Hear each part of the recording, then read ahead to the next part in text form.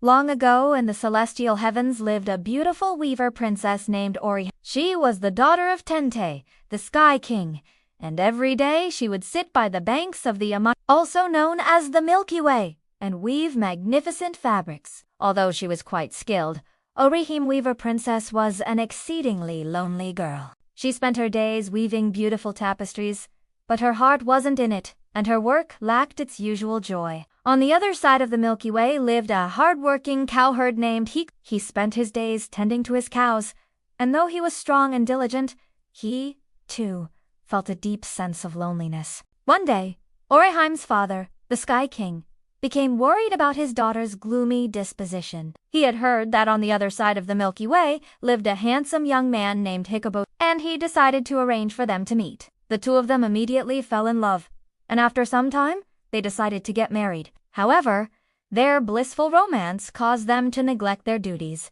Orihime stopped weaving beautiful tapestries, and Hikoboshi's cows began to wander and stray. The Sky King became furious when he learned of their carelessness. In a fit of anger, he decided to separate the two lovers, placing Orihime in the eastern sky and Hikoboshi in the western sky, with the Milky Way stretching out between them, too wide to cross. He decreed that they would only be allowed to meet once a year, on the 7th day of the 7th month. When Orihime heard this, she was overcome with sadness. Every day she would sit by the Milky Way and gaze at Hikoboshi tending his cows on the other side. Unable to bear the pain of separation, she wept bitterly. A flock of 100 magpies witnessed her sorrow and took pity on her. Every day they would fly over from Hikoboshi's side to comfort the weeping princess, and on one particular day, they came up with a plan. On the 7th day of the 7th month, when Orihime was especially sad, the magpies gathered together and formed a bridge with their wings across the Milky Way. It was only a thin, fragile bridge, but it was enough for Orihime to cross over and reunite with her beloved. The two lovers were overjoyed to see each other again, and they spent the day playing and frolicking with the magpies. However, their happiness was short-lived. When the sun began to set, the magpies had to fly back to their nests, and with them, the bridge disappeared, leaving Orihime stranded on the other side of the Milky Way once again. Although she tried her best to run, the Milky Way was just too wide, and she soon collapsed from exhaustion. When the Sky King saw that she had not returned home, he became furious. He sent his heavenly soldiers to bring her back, but when they reached the Milky Way, the bridge of magpies had already vanished. There was no way to get across, and so Orihime had to return to her side of the Milky Way, defeated. From then on, whenever the 7th day of the 7th month rolled around, Orihime and Hikoboshi would longingly gaze at each other from afar, hoping against hope that the magpies would return and build their bridge.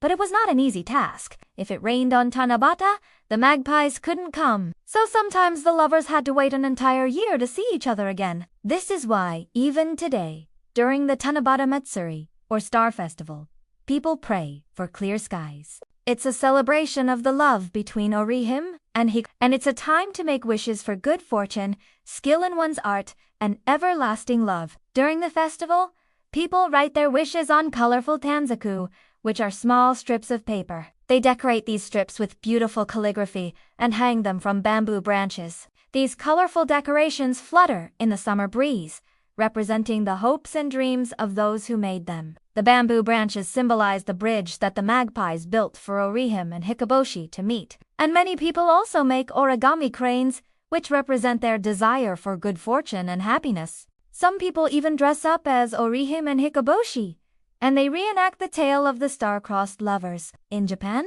there's also a tradition of decorating Tanabata with streamers shaped like kimono. These represent the beautiful robes that Orihime used to wear when she wove her tapestries. Each color has its own meaning. Red symbolizes courage and determination, while blue represents the vastness of the sky and the sea. Green is often used to express nature and growth, and yellow is associated with wisdom and happiness. These decorations add a touch of elegance and beauty to the festival, reminding people of the importance of following their dreams and believing in the power of love and connection.